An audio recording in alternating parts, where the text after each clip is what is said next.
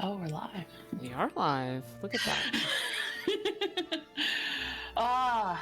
Good morning, everybody. Hi, Heather. Hi, Jackson. Hello. Hi, Jackson. If you guys want to talk for just a second, I'm gonna tweet that we're live so that people know. See, this is what I meant about did you want the splash screen to wait for 2 seconds before we did the thing? I know, but I just need to be talking. But yes, hello, good morning. I'm just gonna tweet that we're live. So, hi everybody. This is, I guess we're calling ourselves the Hot Gamers Collective. I don't think I'm that hot, but I am a gamer. My name is Heather Alexandra. I used to be a writer for Kotaku.com, which was a video game website about video games. Still is. I'm gonna be joined playing some Final Fantasy VII Remake by the wonderful Jackson Tyler. Hello. Yeah, it should be really exciting, and we're gonna beat up Shinra and ride motorcycles, and all of the money that we gather today for donations, it's gonna go through Act Blue to a variety of bail funds, or if you are able to search through our document, a mutual aid fund of your own choosing. If you make a donation, you can send that off to, we still have the same old email. It's hotgamersforbernie@gmail.com. Send us an image of your donation, I guess receipt is what you would say, yes, and we'll use that to help update that nifty little counter that's shown up at the bottom left side of that screen. You're going to be messed up a little bit in your brain because that icon is going to end up going to the top right of the screen for this playthrough, because this playthrough has a lot of interfaces and subtitles that I want people to be able to read. But that's that. Nico, you need to say anything? Yeah. So I just want to say a few words before we got started here. My name is Nico, also known as Apple Cider Witch. I am the creator and organizer, well, one of the main organizers, we have several, for the Hot Gamers Collective, as we're now being called, because this is now our second fundraiser. We did our first fundraiser for COVID-19 after originally starting to do fundraising for Bernie, but then had to change streams very quickly as a pandemic happened. And so we decided to come back together and raise money to help support all those out there protesting police brutality, racist policing, and local communities that are affected the most, Black and brown communities that are affected the most by abusive, police brutality. So that's kind of our goals for today. And we figured we're gamers, we're here to play games, but we can do so much more. And we can get you guys to help us by donating money, getting those funds to the people that need them the most. So that's what our goal is for today, for the next 17 hours. And I'm so glad that we have so many people in the chat already, watching us at 7 a.m. Central. It's very early. So I just wanted to say, that we're so excited to have everybody donate and to show up, and all of our cool streamers and all of our behind the scenes helpers. So that's all I really had to say. Heather, Jackson, hello. So much fun.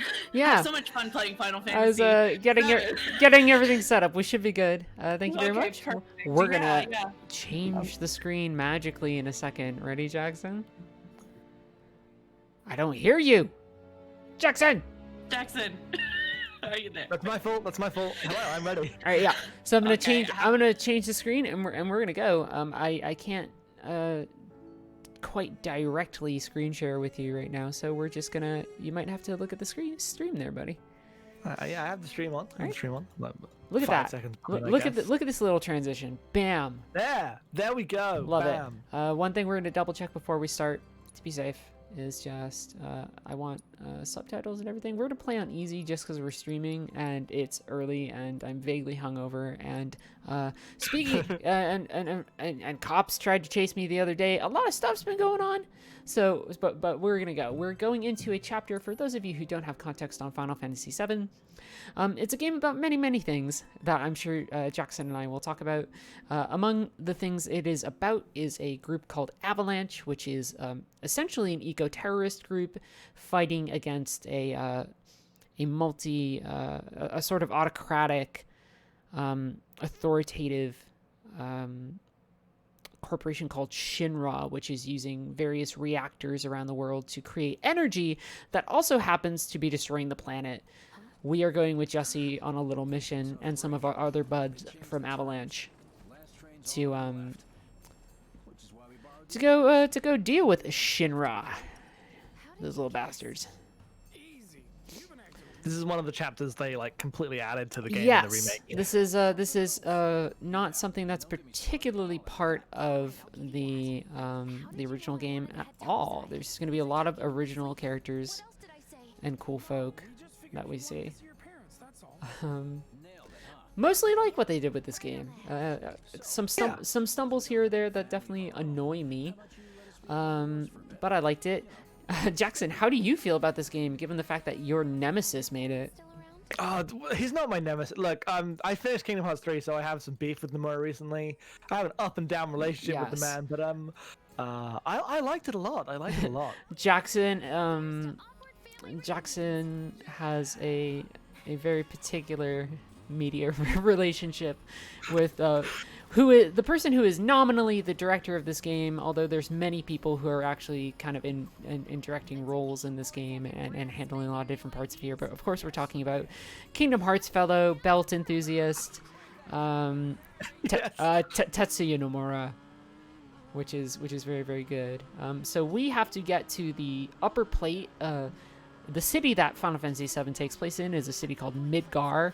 On the top is a nifty place where if you're rich or a worker for the company, well, you can live in a nice place. And underneath that damn pizza, Jackson, is where where the poors live, where the disenfranchised lived.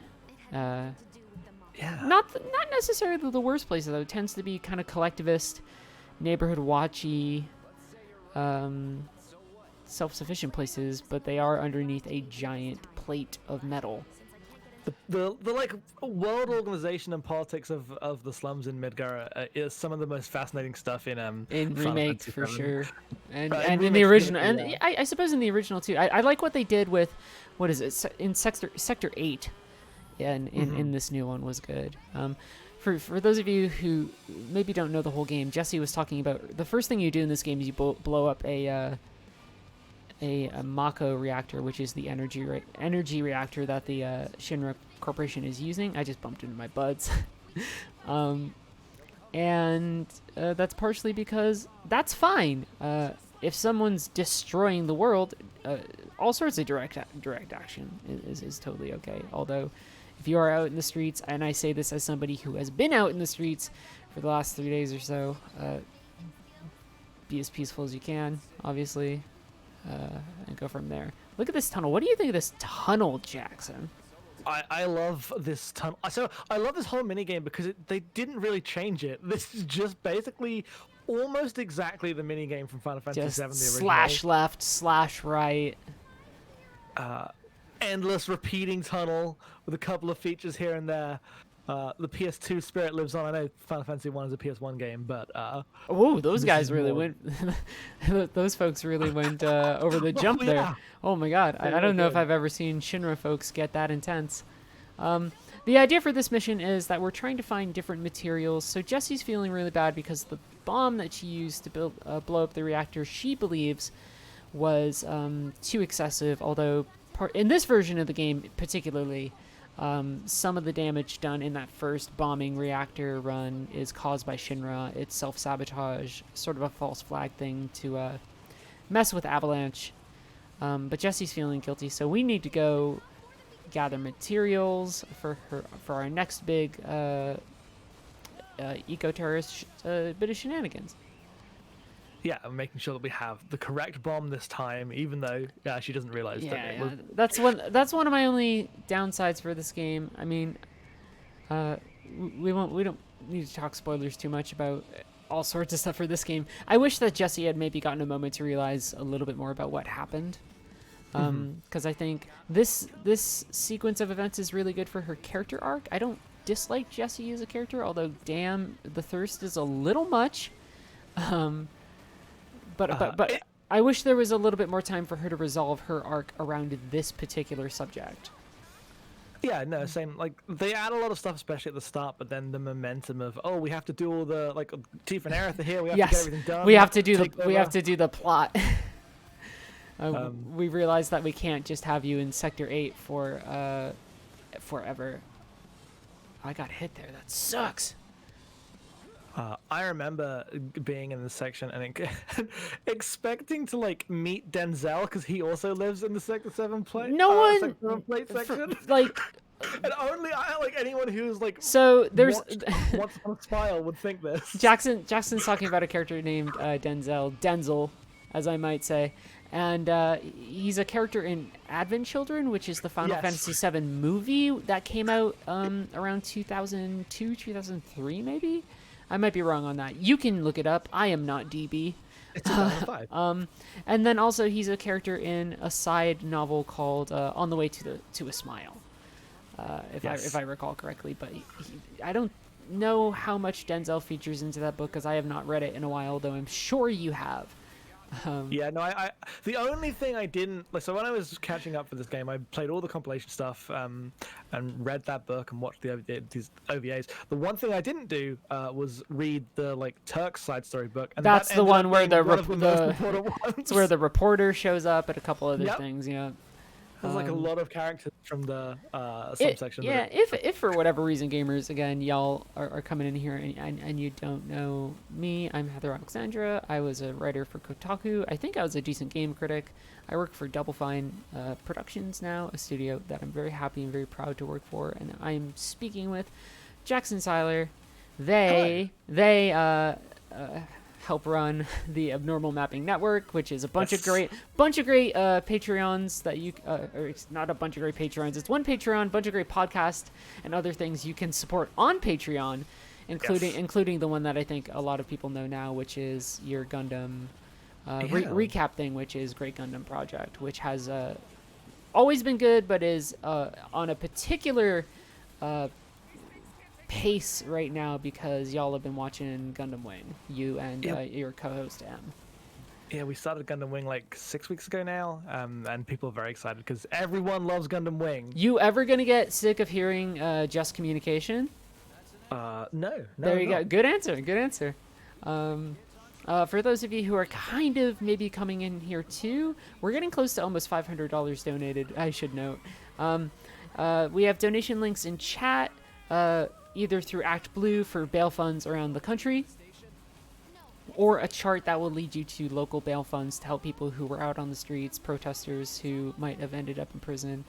I have seen very recently, firsthand, how much, especially here in New York, the police act without provocation to detain, to beat, to harm protesters who do little more than ask to peacefully protest in the face of police violence, the death of George Floyd, Breonna Taylor, recently Tony McDade. If I had to list all the names, I would be stuck here listing names for days because there is always been a problem in this country, problem around the world to an extent, but we are fucking sick of it. So if you can donate, if you are able to donate, we would appreciate it. It would be good. I got all serious. Meanwhile, Roche. This is Roche.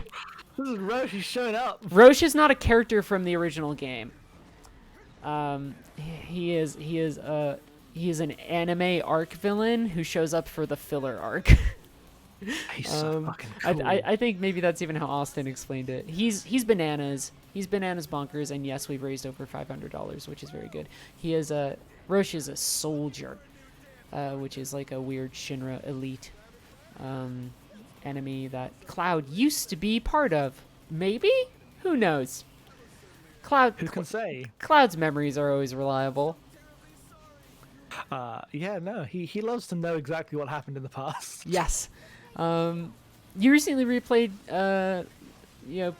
partially, in the lead up to this, but you were talking about that you replayed the original too. I haven't replayed the original for about maybe 3 years or so. What were your thoughts kind of going from the original into this? How do you feel about the tone of this? How, what resonated with you going back to the original? I'd be curious to know, because you always have, I think, very good opinions. Yeah, like I am like not a full like purist when it comes to the original, but I do really really like it. I played it for the first time in 2014, so I like I'm really affectionate to it, but not in like I played it in my childhood way. I think the original game's like just really evocative. I love its art style. I really like I like all those of the, like, backgrounds spaces. and stuff. Yeah.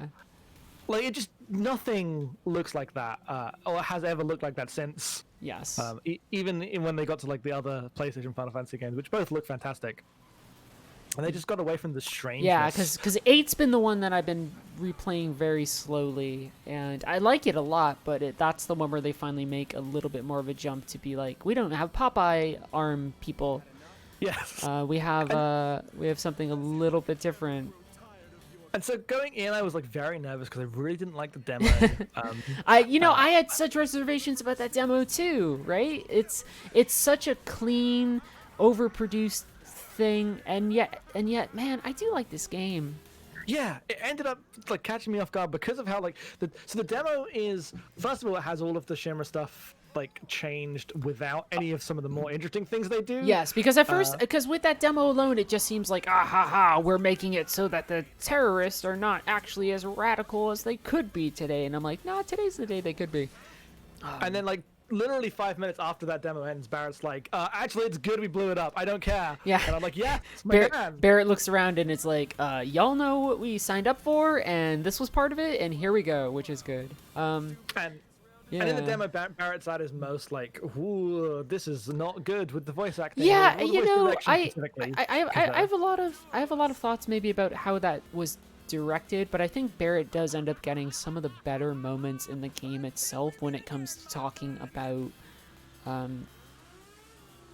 sort of systemic issues or a couple other things.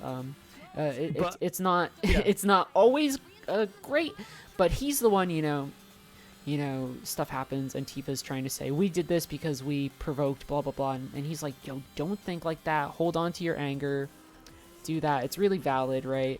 And that's true. That's true now. Hold on to your anger now, right? Yeah. And as much as I like really ended up liking the game, especially Barrett after like being very worried from the demo, it's very funny how much Tifa just kind of becomes someone who's like, I don't know about all this terrorism. Yeah, while doing terrorism. I got kissed. I got smooched by Jesse. I think a lot of that comes from the idea of having a triad of characters, and you want to have at least some degree of, if you're a writer, right, or something, Yes. you want to have some degree of ways for them to discuss maybe what they are doing more, but as a result of that, some of what happens is that some of Tifa's go-getter energy for especially like the stuff going into Sector 5 in this game gets a little reduced, which is kind of unfortunate.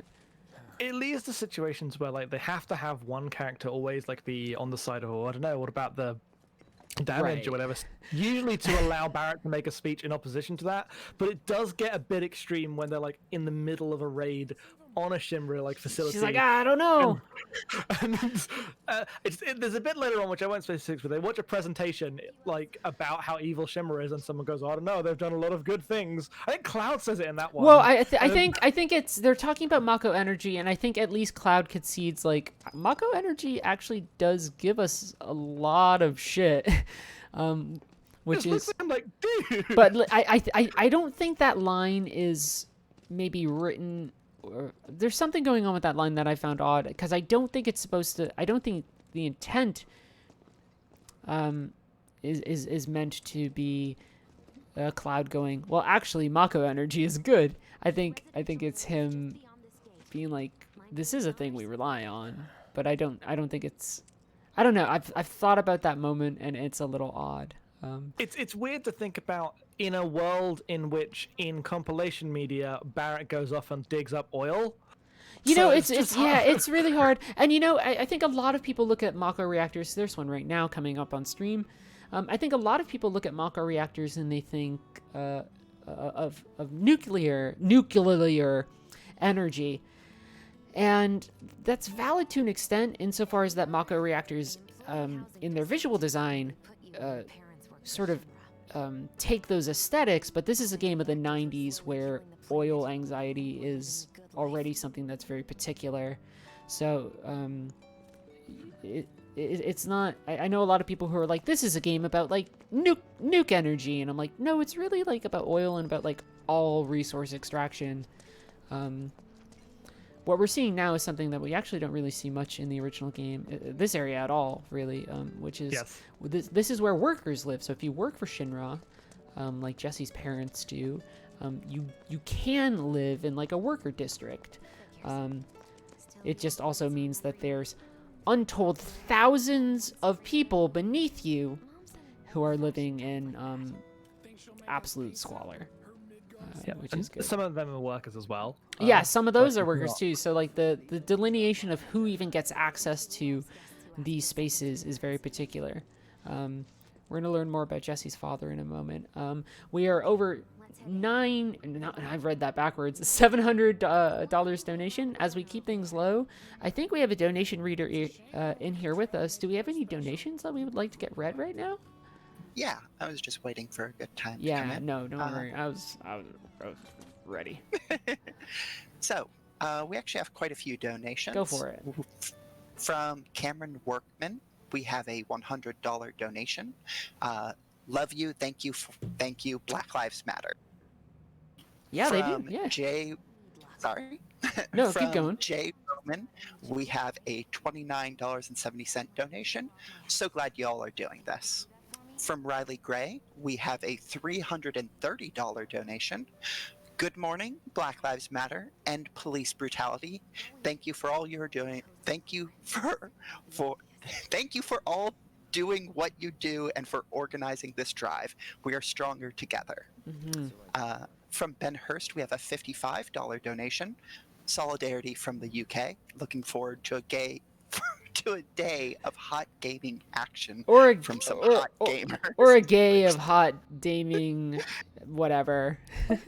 Yeah, that's gonna. I'm sorry. That's just gonna be a pattern. No. I thought it was fun. Let's do like maybe one or two more. We have one from Jen for $110. Y'all are doing great work for a worthy cause, and I sincerely hope this stream goes smoothly. Mhm. ACAB and Black Lives Matter. Thank you, folks. Thank you very much. Yeah. We appreciate it. If we don't get justice, friggin' shut it down. I know some people are not able to go into the streets. Some people do not feel safe because of the pandemic. I know we have certainly, I don't know why my controller is showing its charge on the screen for a minute. Obviously, we have people in our audience who are people with various disabilities as well. Everyone, there's ways everybody can contribute and help out. So you know, if I'm out here saying go out to the streets, it comes with the caveat of if you feel safe, if you are able. Otherwise, you can donate to funds like bail funds or things like that. There's all sorts of things we can do to support each other, which is good. Donate to funds, and like, you know, people always need it on like checking police scanners and stuff. Yes, things like that.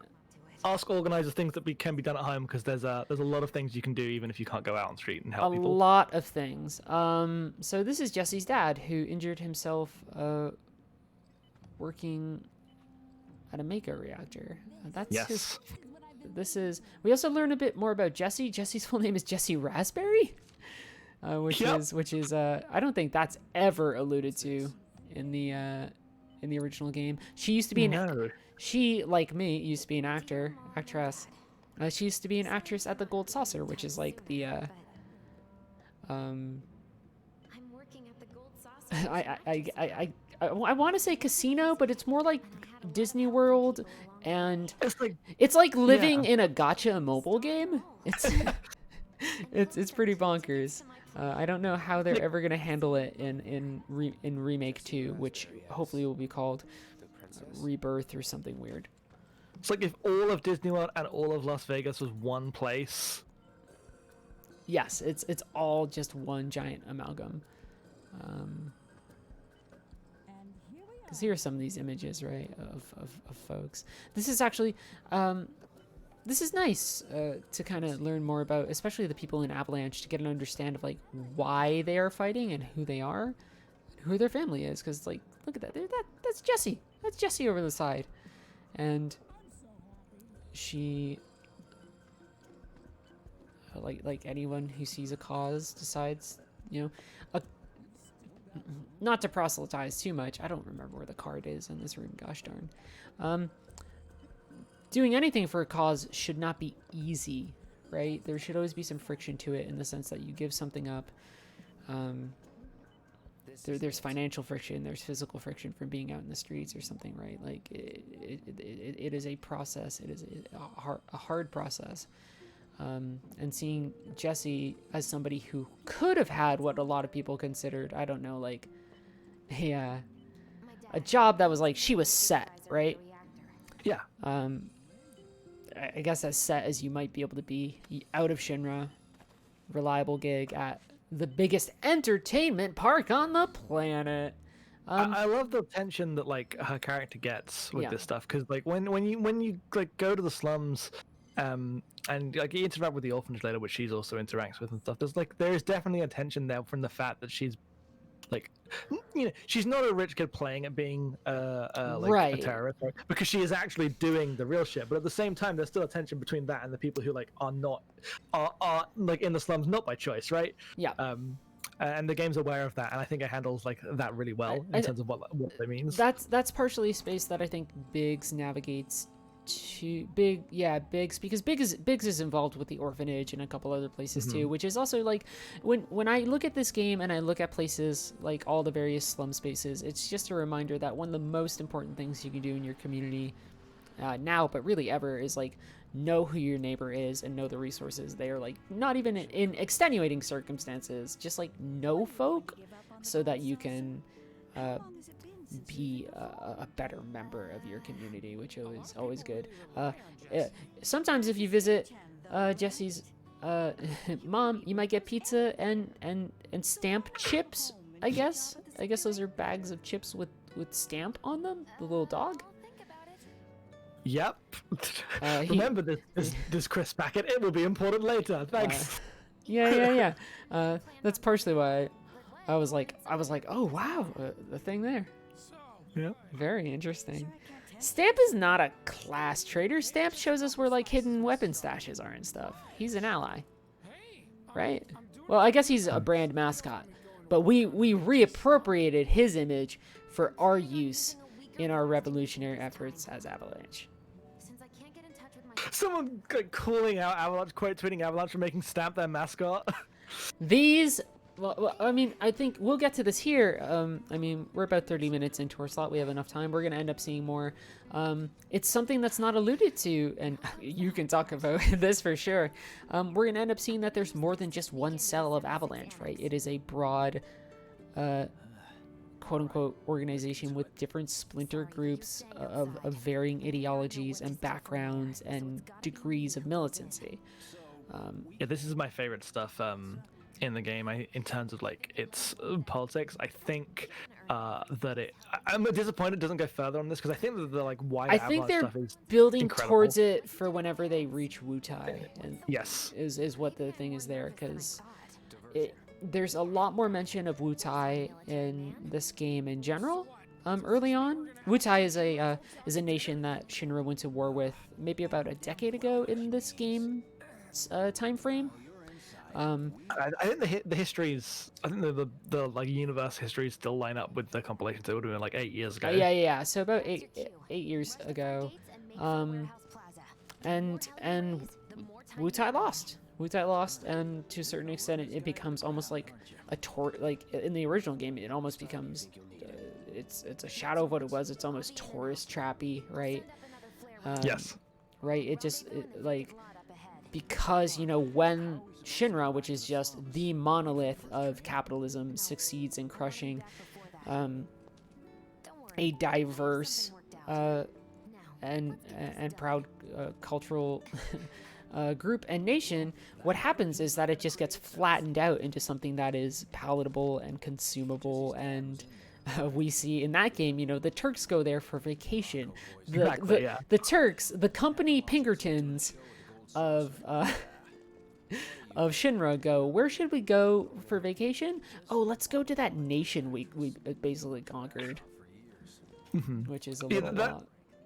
Yeah, like they handle it that way in the original game. I think it's good, and like it's like really different here though, in really interesting ways, because like Shinra are trying to kind of big up Wutai again, not out of any like good reason, right? But because Shinra are a corporation, and as expressed in the world, they are a corporation that like just kind of works in the way a corporation does, and everything isn't like they're not actually a nation, but they are trying to like build a national identity through opposition to Wutai. And without this war with Wutai, there's no sense of like I'm a like Shinra citizen. Yeah, right? and I think it's also important to note within the fiction too, what Shinra starts out as is it's a manufacturing company that builds out essentially into an arms company that then starts to co-opt public institutions like energy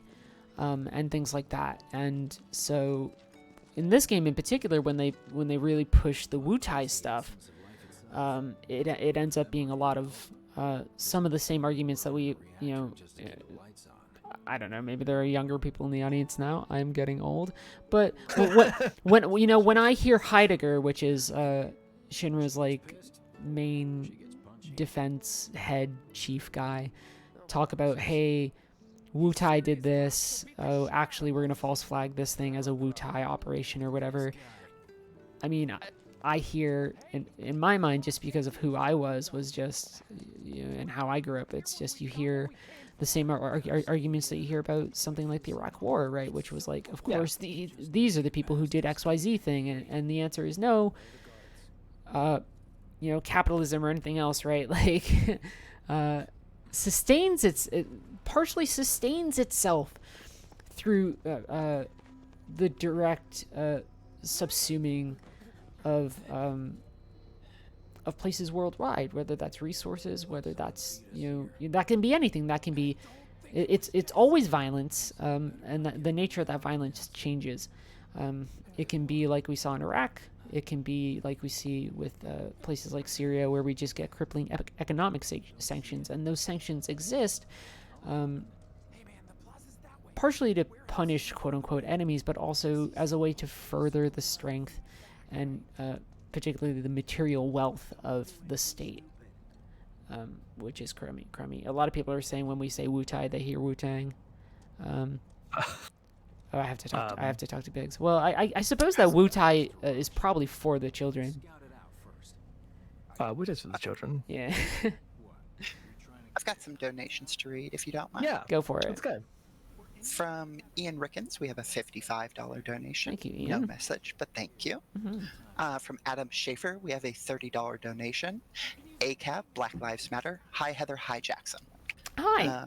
Hello. From Glondor24, we have a $110 donation. Love the work y'all are doing. From Ren Hawthorne, we have an $11 donation. Hello, hot gamers. Thank you all for doing this. Oh, well, this is technically I'm thinking out loud for a second. I was like, do I need items? And the answer is no. This is technically a post-game save, so I'm fine. Do we have any maybe one or two more donations? Sure. From Paul Tomeo, we have a $20 donation. Paulie! No justice, no peace. Thank you for the stream, y'all. Fuck these racist ass police. Thank you, Paul. True. I'm going to be doing something with Paul later when he streams. I don't know what time it's at. Tetris Effect, which is one of my absolute favorite games. Oh my gosh, Jackson, I forgot that there's a flashback here. Yes, they moved this here in a way that I... It's weird, because, yeah, what the heck? I think the It's a idea. weird thing. Sorry. I was gonna say, I think the idea is that he sees the spinning of the turbine of like an AC unit or something, and it reminds him of the spinning of the water towers, whatever the hell, and that triggers the memory, which is dumb. Guys are leaving. And it's definitely meant to sorry. It's definitely meant to have like it happens in a place unrelated to Tifa, and he's like, oh no, I kind of forgot Tifa in that last section. So they're meant to have like a touching reunion at the end of this. But it's definitely like a strange choice. But Interesting. I do love this scene. This is in the this is original game. Rattail Cloud, young Rattail Cloud. Padawan Cloud. Yeah. This weapon is your life, Cloud. Just handing him a Buster Sword. I'm sorry, Zach, Master. Finding a motorcycle I liked. What? Yeah. What if he talked like that? We're older. God. Miss Soldier. If I'm I have brought. Anakin Skywalker. I have brought justice, peace, stability to my new empire. If you're not with me, then you're my And enemy. you're my enemy. I love that TikTok of all the guys quoting it. It's the purest thing. It's That movie's amazing. I want to be in that room. I want to I want dark to side of do the that the entire pathway to time of many just of like, these. don't make me kill you. So good. Your anger and your lust for power have already done that. I had to get away from the mic. My allegiance is to the Republic, to democracy. Oh, that's right. They do a Flash to Tifa here too. Even this is the discussion when she is talking about how she kind of feels a little conflicted about the movement. Yep. I find that scene very funny because like the scene's saying stuff, but the only thing anyone that I know can think about whenever they're in that bar is the eggs and chips sign. Oh yeah. Well, in the original one, it's like the Texas sign or whatever. So we're gonna definitely have some fights here. Hopefully, we'll get through it to the point where we can jump away and complete the mission. We have about 20 minutes. I don't want. We can't really go over. Yep. I think we'll get to like probably the end of this base sequence. Not the end of the escape. I'm certainly gonna beat up Roche, so that'll be good. Oh yeah. What? For the sake of my curiosity, what's your favorite encounter in this game in terms of like a boss fight or something like that? I'd be very interested to know, because I remember when you did a podcast after the fact. It was you and I think Austin, right? Yeah, it was me and Austin. You and Austin. I asked you about Airbuster, which is a fight that I like, but I think is maybe a little too lush sometimes.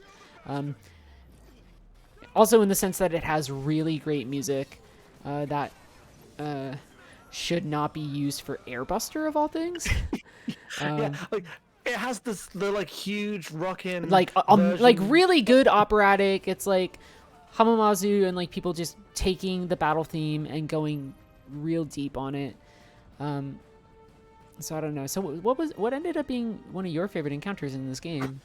I don't know. Like probably Genova, I guess. But that's I mean, also because of the music. Yeah, there. I mean that's part of it. But also I think that I wrote about that I for do like the fight, Kotaku yeah. before I left, where I think it does some stuff there. So there's like little bits and bobs in that fight that you can, the equivalent of boss fight greebles, that you can just destroy, like the tentacles that make it feel like you have good progress or whatever. So that's still a good choice. I've definitely got into arguments about that fight. Not strong ones, but people saying, "Oh, you just like destroying a bunch of weird Unreal Engine tentacles. That's not good." And I'm like, "Look, the crowd control is good. I love like it. I love Just it. focus flash." They can knock you back and like slow you down. There's a lot of good stuff going there. And you know what? I'm gonna. I know there are people out there who disagree with me very loudly on this matter, but I like having. First off, Red's great. That's not the thing they disagree with. Nanaki is my boy. Yeah, probably the best But Final Fantasy VII party member. But I actually do like, or at least do not overly dislike his English voice. Are there people who don't like his English voice? Yes. I used counter stance way too early there. Well, I mean, it doesn't matter. I'm so strong. I'm too strong. I didn't know Attack there was me. like controversy about Red 13's voice. I think some I think his people. voice is pretty good. I think some people are like, oh, it's maybe not quite what I thought. It's a little too basic, but I don't know. A gruff little guy who's like, I'm not a rat dog. I'm like, yeah, dude. Also the Japanese voice acting in this game is astounding too. You know what this is. This is this is Final Fantasy VII. Spared no expense, I say, as you enter my theme park of dinosaurs. Yeah. Just the, it made me very skeptical in the sense that, it's such a big tentpole game for a studio, for a console, and yet here we are, and I like it. So there we go. Which isn't to say that you can't like big games or whatever if you end up playing The Last of Us 2 later and you end up loving it. That's great. That's valid. But I'm always, when I see something that's like got so much riding on its shoulders, I always get a little nervous. This is one of the few bad things of the game, is sometimes how they treat Wedge. It's frustrating. The Wedge stuff sucks because I like Wedge. He's good. He's his boyfriend's with Biggs. Like it's not even subtle about that. And all that stuff is good. yeah, he has like strong arc stuff near the end too, when he starts to really kind of engage with some of the more ghostly, whispery stuff, where it's just, yeah, he's, I don't know. I'm doing very bad combat. It's weird. I'm playing on my desktop, which I almost never do. Well, that's no good, Cloud. How you doing? Getting bit. Oh man. Oh, if I don't use my limit here, am I gonna lose it? No, I think For you the keep it Roche for the fight, because otherwise that guy's gonna get annihilated. Roche, our wonderful biker friend, who's like, he is. I'm so glad Roche is in this game, because I never knew how much I needed intense biker, like, bisexual energy in Final Fantasy. Of just like, I will rev my engine and battle you. It's really good. It's very, very nice. Look at those Mako green eyes on Cloud. Seeing some shit. Do you mind if I read a few donations? Go for it. Yeah. As the big robots come out, let's remember why we're here. From Tony Golan Viella, we have a $44 donation. Thank you. Black Lives Matter and defund and abolish the police. Defund the police. From Yeah. Trey Dill, we have a $10 donation saying, let's go. From Caitlin Gadd, we have a $255 donation. Black Lives Matter. Hey. And from Nolan Filter, we have a $550 donation. $550 donation. Nolan, thank you. Thanks very much. I used counter stance for that fight, Jackson, you might have seen, and I destroyed it immediately because I am technically level 30 something, at a point where I probably should be like maybe level 12 or 13. Here he is. Oh my god, I love this guy.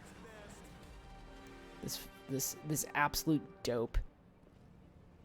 So cool. I like one-on-one fights in this game quite a bit, actually. I think that's when the combat system works really well. So this, or the fight with like Reno in the church or things like that, end up working really well. You know what I want. Yeah, dude, fucking stab me.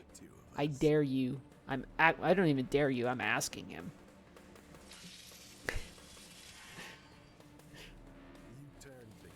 God. Right? It's ridiculous, anime man. Rev my engine. It roars with excitement. Hurt me more, Snake. God. You told me that the start of this has very big Metal Gear Solid 4 jabbing each other with the nanomachines in the neck energy. Yep.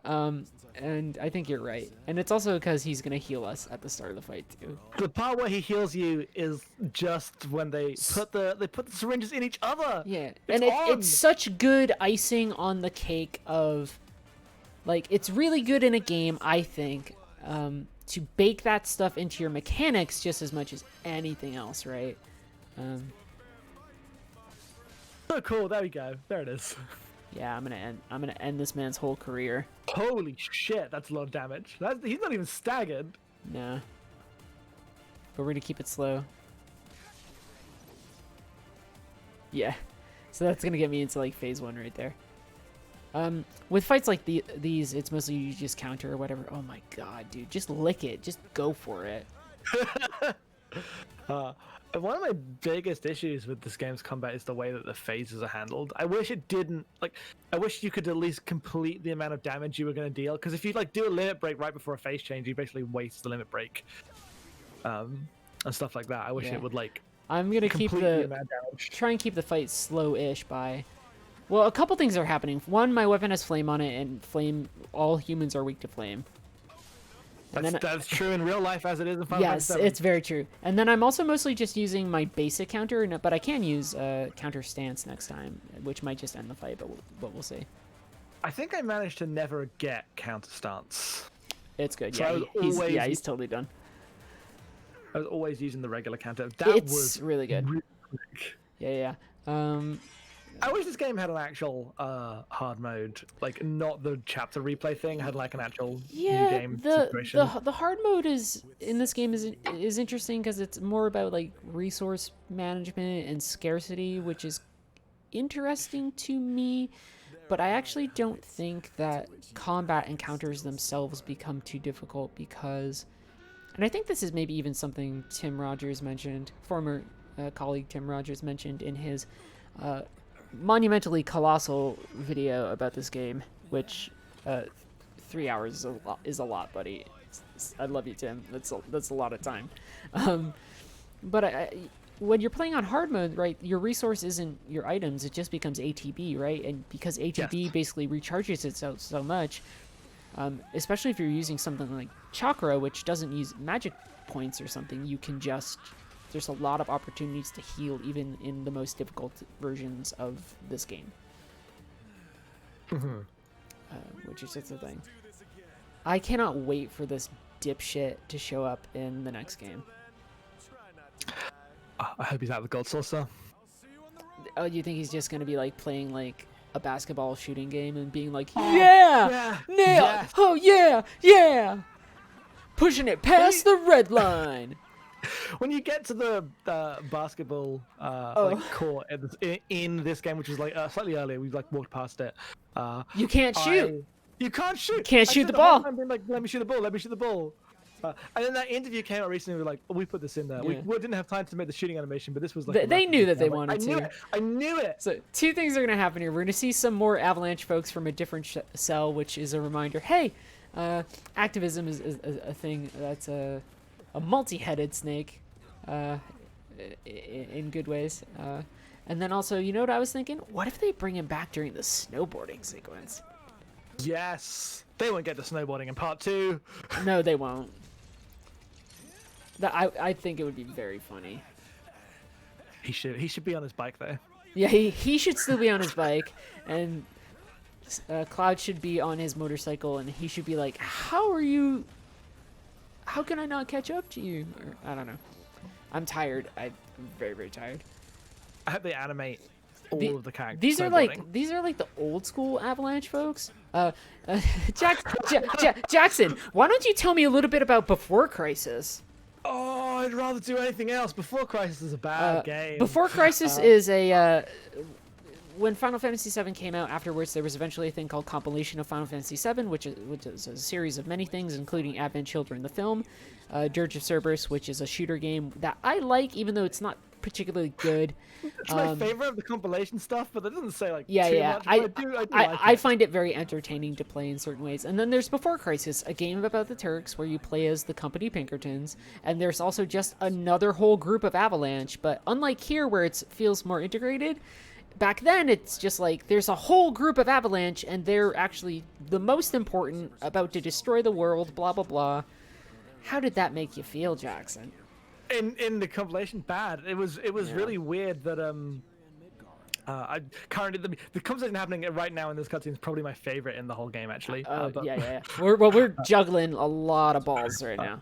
But yeah, in Before Crisis, it's weird because it's all about like the secret war between Rufus and his dad.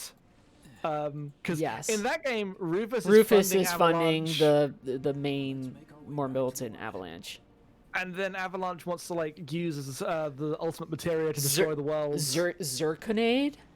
Zirconade, right? Who's also like one of the Turks' daughters, or something. I forget Yeah. the exact Elf. details, but it's No, she's not. She's what's the friggin' The Turk's Verdot? leader name? Verdot. Veld or Verdot or something? Verdot, I think. Can I climb up here? Can I? I think so. Whereas, but in this game, they've like made it much more interesting in a way that like they've got the same designs, but they can't be keeping the same. But there's stuff like all much there. more interesting factional politics. Also, like I don't know, I very much appreciate situations where we get to see communities after things happen, whether that's the aftermath of a Mako reactor explosion or something like this.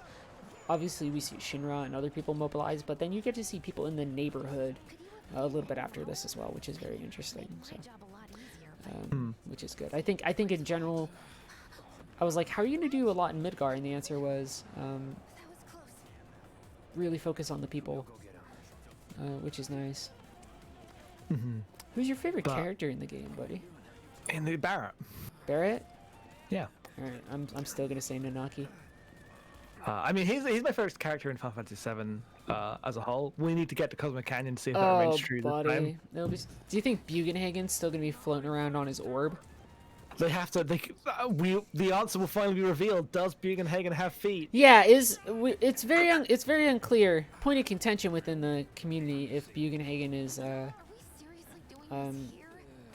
if a low poly situation where we can't tell, or if he really is just on an orb. They're looking at Wedge's butt.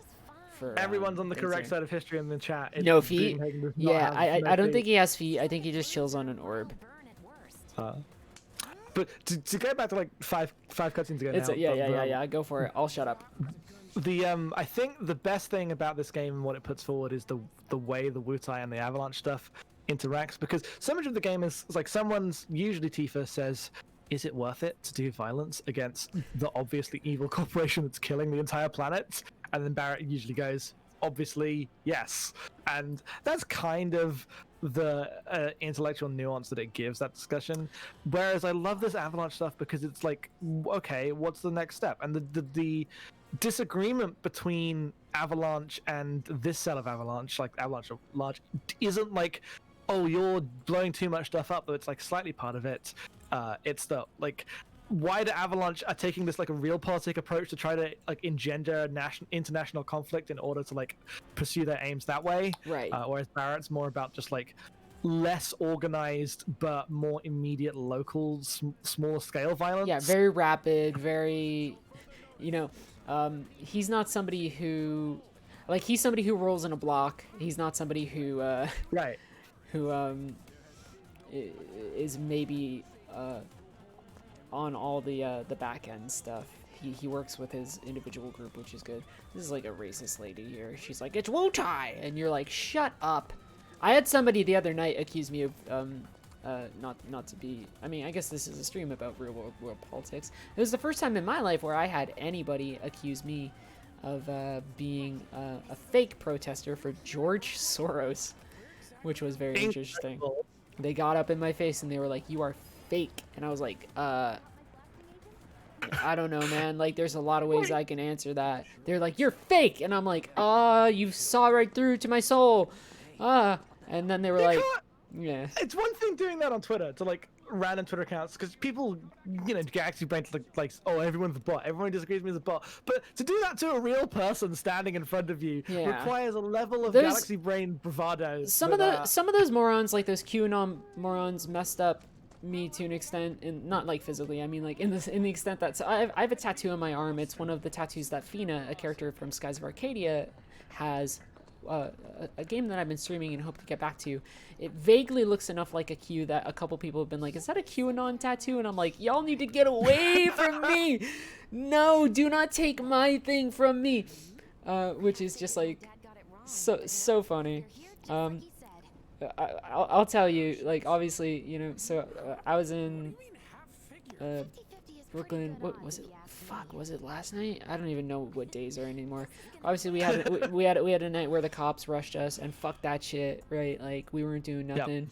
But I think the thing that, I don't want to say it got me more, but the thing that definitely I had not, you know, I went out, you know, everybody goes out knowing cops might do something. You don't go out expecting somebody to walk into your face and be like, "You're fake and getting paid." And I'm like, I wish someone was paying me. I wish I was rich. Because then I would also take someone's money for nothing. Like, it'd be great. Yeah, then I would just do cool shit with that money. Like, I don't know, donate it to bail funds, which y'all can do right now with the links that are provided on our stream channel. Oh, this is actually a really good moment, this exit here. We did make it all the way through this section. Yeah, there's like a little bit longer in the chapter, but this is really the end of it. So this worked out pretty well. I rambled a bit, so thank you for putting up with my rambling. God, this whole thing's cool. Yeah, let's just soak it in. As they jump down, let's get a couple more donation reads, unless, I don't know, maybe people haven't been donating. We have a few more to read here. Here we go. From Adrian Specs, we have a $100 donation. Hello, all you hot gamers. Let's abolish the police, y'all. Sweden stands in solidarity. Black Lives Matter. And from Peregrine, we have a $100 donation. It's me, Peregrine. I'm going to sleep, but not before throwing my support behind eco-terrorism. Fuck the cops. Fuck the cops. Always a mood. Thank you so much for your donations. We'll get very close to being over 2,000 soon-ish, I would imagine. If we can make that happen in the next 3 minutes, y'all be my heroes. But we'll see, which is pretty cool. Just taking some pictures for posterity. Jackson, this was very good to have you on here. I'm very glad. Thank you very much for inviting me. It's happy to be here. Happy to stream for a good cause. yeah, You know. always good. I will also, join in my voice saying, "Fuck the cops, Black Lives Matter, abolish the police. They're bad. They can't be reformed." Yeah, man. No justice, no fucking peace, man. Yep. I'm so sick of it. I mean, I think folks been sick of it for a long time, but Well, yes. just sick of it, you know. I do. Wedge is gonna be like, I need to go talk with my cats. He does. Which He's got good cats. happens to be one of his defining character traits, and he's got good cats. Those cats are so good. Which is very, very good. Somebody, Apple says, if we hit 2K in the next couple of minutes, the person that takes over can come to their Animal Crossing island and they will get 1 million bells. What if that's just me? What if I gave you $100 for bells? Also, we're about to end here, but this is the Sector 8 slum, and when I talk about a space that's community policed, community run, it's very good. Oh, it's my boy Chadley!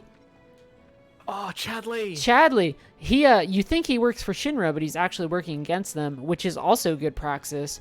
What I'm saying here is these are all good people, and Chadley. everybody who donated is a good person, and we very, very much appreciate it. I think for us to that'll probably do it. Yeah.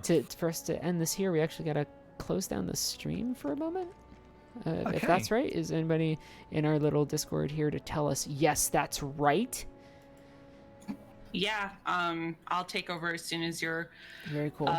done streaming. Yes, so I will kill the stream in like 2 seconds. Okay. And I very much appreciate what everyone did. My computer's acting funny. 1 second. Okay. And it was just nice. It was just really nice to have folks out.